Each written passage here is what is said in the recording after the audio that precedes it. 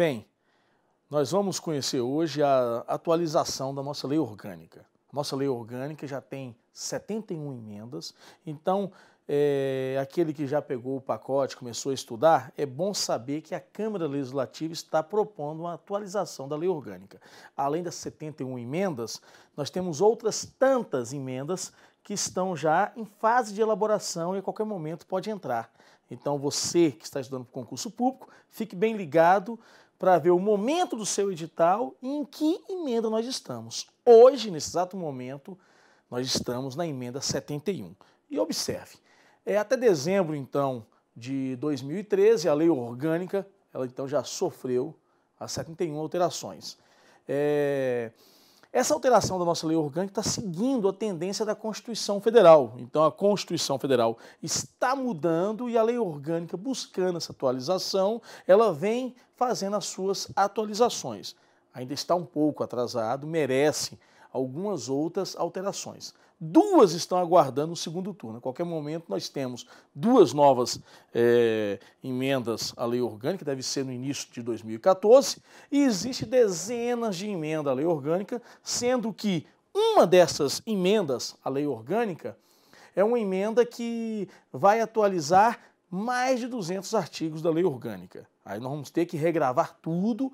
Isso deve acontecer até o final desse ano, de 2014, mas você que está estudando para o edital, que está aberto agora, não se preocupe, isso mais no final do ano vamos ter essa atualização grande da lei orgânica. Hoje vamos conhecer essas que vai influenciar no seu concurso. Bom, então observe algumas emendas que podem influenciar no seu concurso. Primeira emenda, eu até voltei à emenda 60 da ficha limpa, para que fique bem claro, essa é uma que tende a cair, aquele que está estudando e não está ligado, ela saiu no final de 2011, de lá para cá eu vou falar dessas 11 emendas que nós temos. Essa alterou o artigo 19 da lei orgânica. Não pode assumir cargo, emprego, em comissão, função de confiança, aquele que comete ato tipificado como causa de inelegibilidade previsto na legislação eleitoral. Bom, causa de inelegibilidade está previsto na lei eleitoral, que faz com que a pessoa tenha ou não uma ficha limpa ou ter a ficha suja para ser candidato. Exemplo,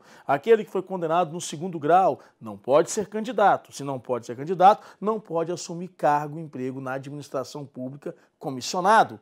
Aquele que renunciou ao mandato para fugir um processo de cassação não vai poder também assumir. Então isso vai seguir aquelas leis complementares, a lei 64, a lei 101, são leis complementares que ela vai trazer regras de inelegibilidade. E essas regras de inelegibilidade, elas se aplicam para que a pessoa possa assumir um cargo na administração pública. Essas regras se aplicam ao secretário de Estado, conselheiros do Tribunal de Contas, administradores regionais, procuradores, geral do Distrito Federal, procurador-geral do Ministério Público. Então, além do servidor público, essas autoridades se sujeitam também à ficha limpa. Designação para integrar um conselho, comissão, comitê, órgão de deliberação, também se aplica a ficha limpa. Então, foi algo amplo. Então, nem vai poder participar de um conselho, nem vai poder participar de uma comissão, não pode ser secretário de Estado, não pode ser procurador-geral do Distrito Federal, não vai poder ser conselheiro do Tribunal de Contas, como também não pode assumir um cargo em comissão no Distrito Federal. Uma outra emenda é a emenda 61. Essa emenda 61, ela trouxe a nossa Defensoria Pública. É interessante, nós temos que saber disso aqui, que a nossa Defensoria Pública ela era da União, ela não era do Distrito Federal. O DF não tinha uma Defensoria Pública. A Constituição foi alterada e incluiu o artigo 114, alterou o 114, incluindo nele a nossa Defensoria Pública, que é uma função essencial à Justiça. Defesa em todos os graus necessitados, possui autonomia funcional administrativa, propõe a sua proposta orçamentária. É interessante que a Defensoria ela vai dar uma assistência jurídica a quem não tem condições financeiras, mesmo para que a pessoa, mesmo que essa pessoa que não tem essa condição financeira, queira entrar contra o próprio Distrito Federal na Justiça. A Defensoria ela é um atendimento amplo aos necessitados.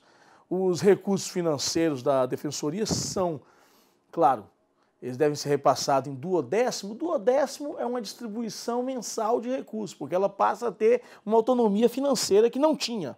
A nomeação do defensor público geral, ela é do governador. A destituição depende de iniciativa do governador e tem que ser aprovado pela Câmara Legislativa. O governador nomeia e propõe a destituição do PGR. Interessante, então, que o PGR ele vai ser nomeado pelo governador, defensor público, PGR não, defensor público geral, e a destituição tem que ser a iniciativa do governador, mas tem que ser aprovado pela Câmara Legislativa do Distrito Federal. Fala-se da lei complementar, que ainda nós não temos a edição dessa lei complementar distrital que vai trazer as regras. Hoje, a Defensoria Pública do DF ainda usa de forma subsidiária as regras da lei federal. A Câmara Legislativa pode convocar o defensor público geral para prestar informações. Ele entra naquela mesma regra do secretário de Estado. Então pode ser convocado, como o secretário de Estado poderia ser convocado. E uma regra transitória. Os procuradores da antiga Procuradoria do DF, que era a... Na verdade, nós não tínhamos a Defensoria Pública, nós tínhamos uma Procuradoria que fazia uma assistência judiciária. Eles puderam fazer uma escolha, ou passar para o quadro Defensoria Pública do DF, ou incluir um quadro de uma empresa pública ou de uma autarquia. Poderia ser incluído naquele quadro. Uma boa parte, quase todos, fizeram a opção em poder assumir a Defensoria Pública do Distrito Federal.